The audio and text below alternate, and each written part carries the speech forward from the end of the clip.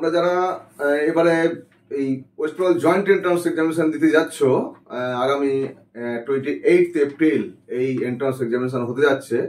তো সেই সম্পর্কে কয়েকটা ইম্পর্টেন্ট কথা তোমাদের সঙ্গে শেয়ার করতে হবে, সেই জন্য নিয়ে এসেছি। তো আশা করছি তোমরা সবাই অলরেডি প্রস্তুতি নিয়ে নিয়েছো।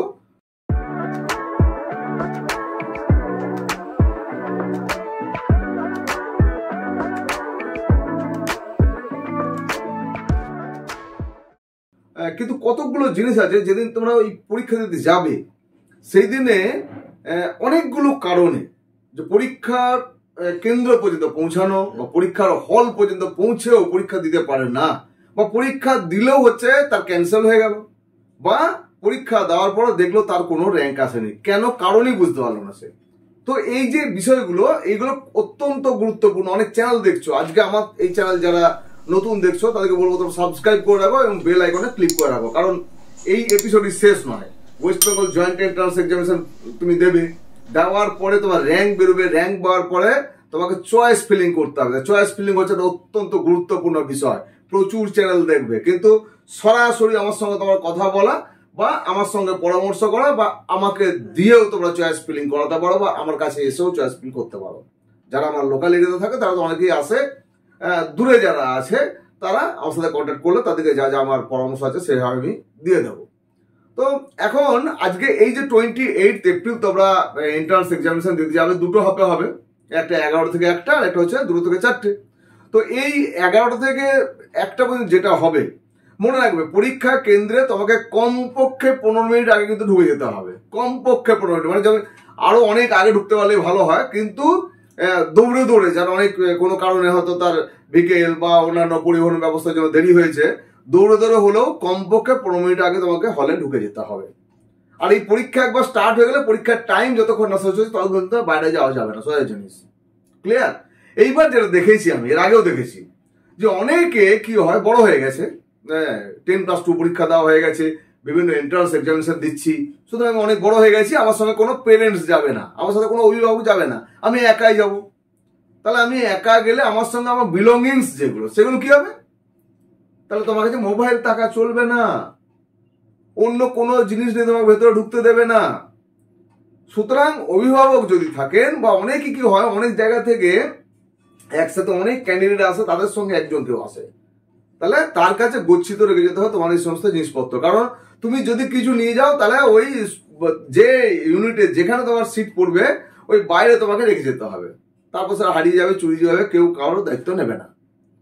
তো প্রথম হচ্ছে যে সেই দিনে যে ঘটনাটা ঘটে, আমি দেখেছি এটা, যে ক্যান্ডিডেট এসছে, আসার পরে হচ্ছে ঢুকতে যাচ্ছে, ঢুকতে হচ্ছে না, কেন না? তার কাছে হচ্ছে একটা ভ্যালিড ডকুমেন্ট লাগবে, একটা ছবিওয়ালা আইডেন্টিটি কার্ড লাগবে, Aadhaar card, PAN card, voter card বা পাসপোর্ট বা স্কুলের আই কার্ড, এই ধরনের ছবি সম্বলিত একটা কার্ড লাগবে।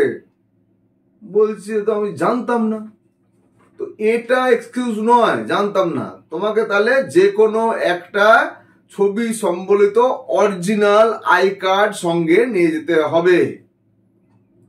তুমি অ্যাপ্লিকেশন যখন করেছিলে একটা পাসপোর্ট সাইজ ছবি আপলোড করেছিলে, এই পাসপোর্ট সাইজ ছবির 1 কপি নিয়ে যেতে হবে। এই পাসপোর্ট সাইজ ছবিটা ওখানে পেস্ট হবে, তুমি যেখানে অ্যাটেন্ডেন্স শিট যেটা সেখানে পেস্ট হবে ওটা।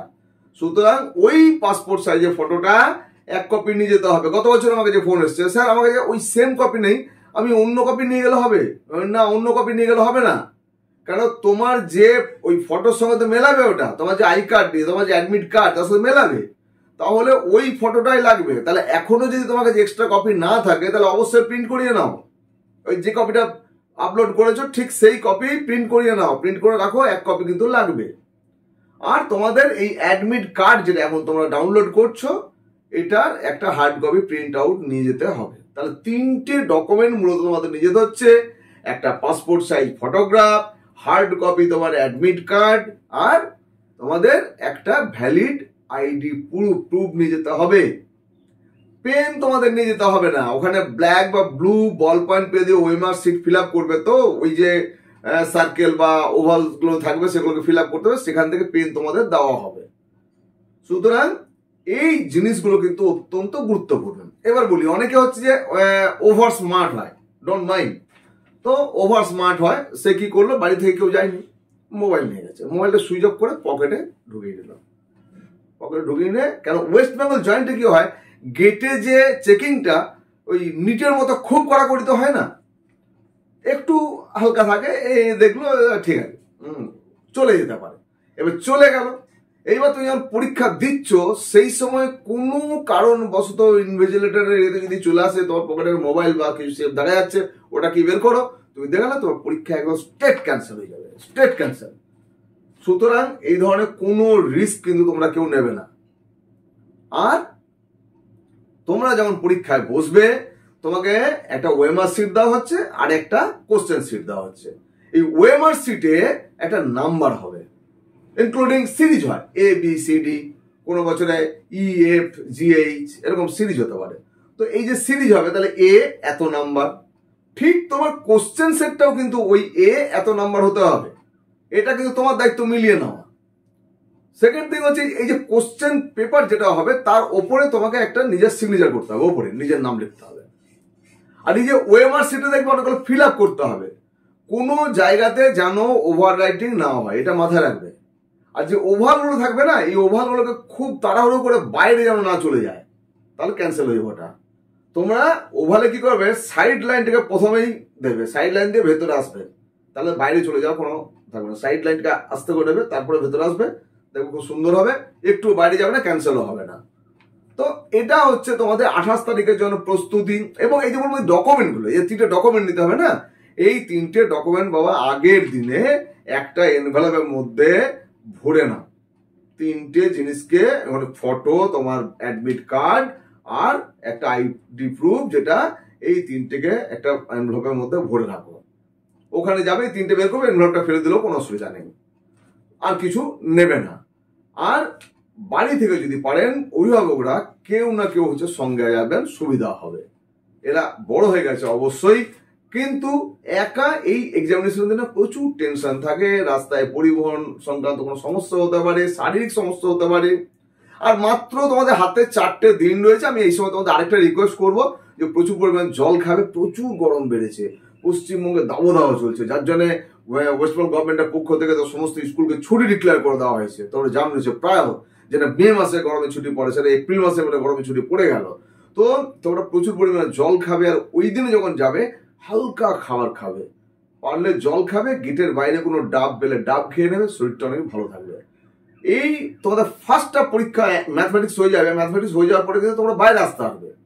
অনেকে কি বাইরে আসে না, তো বাইরে আসতে পারবে, অভিভাবকদের সঙ্গে কথাবার্তা বলতে পারবে, আবার তোমরা ঢুকে যাবে। তোমাদের আবার 2 থেকে 4টে পর্যন্ত পরীক্ষা হবে। তো আজকে এই ইম্পর্টেন্ট জিনিসগুলো তোমাদের জন্য বললাম। তোমরা কিন্তু অত্যন্ত সতর্কতার সঙ্গে খুব সুন্দর করে হচ্ছে তোমরা পরীক্ষা দেবে, ভালো নাম্বার তুলবে। আর ওই যে তোমাদের বলেছিলাম যে সেকশনগুলোতে, ওই 2 নম্বর কোশ্চেনগুলোতে যেখানে নেগেটিভ মার্কিং নেই, এগুলো কিন্তু আন্দাজে করবে না। তোমার যদি মনে হয় যে 3টে অ্যান্সার হতে পারে, বাট এখানে 2টো আমার শিওর, আমি 2টো জানতে পারছি, কিন্তু আরেকটা বুঝতে পারছি না হবে কি না, বা একটা আমি শিওর বুঝতে পারছি, আর কোনোটা হবে কিনা বুঝতে পারছি না। তো যেটা শিওর মনে হচ্ছে ওই একটাই দাও, প্রপোর্শনাল নাম্বার পাবে, তোমার র্যাঙ্কটা অনেক অনেক আগিয়ে যাবে। এখানে আন্দাজে অনেকে বলে আর কি যে না না, যেহেতু ওগুলো নেগেটিভ নেই, ওগুলো আন্দাজে দাও, ও প্রচুর নাম্বার চলে যাবে, আসবে না, আসবে না। সুতরাং তোমার যদি কোনো কোশ্চেনটা মনে হয় তুমি একটাই জানো, তো একটাতে সে করো, ফিল আপ করো। যদি 2টো জানো 2টো করো, আন্দাজে করবে না। নেগেটিভ যত কম হবে তোমার র্যাঙ্ক কিন্তু তত ভালো হবে। এটা তোমাদের জন্য আজকে আমি সাজেশন দিয়ে রাখলাম। West Bengal joint entrance examination 2024 এর যে কাউন্সিলিং সিস্টেম হবে, সেই কাউন্সিলিং এর সময় তোমরা আমার সঙ্গে যোগাযোগ করতে পারো। সরাসরি তোমরা কাউন্সিলিং এর জন্য তোমাদের যেভাবে সহায়তা করা দরকার সহায়তা করা হবে আমার এডু হেল্প গ্রুপের পক্ষ থেকে। আজকে তোমাদের প্রত্যেককে আবার শুভেচ্ছা জানাচ্ছি, ভালোবাসা জানাচ্ছি। সবাই সুস্থ থাকো, ভালো থাকো, ভালো করে পরীক্ষা দাও। অপেক্ষা করো আমার নেক্সট আরো ইম্পর্টেন্ট ভিডিওর জন্য। ধন্যবাদ।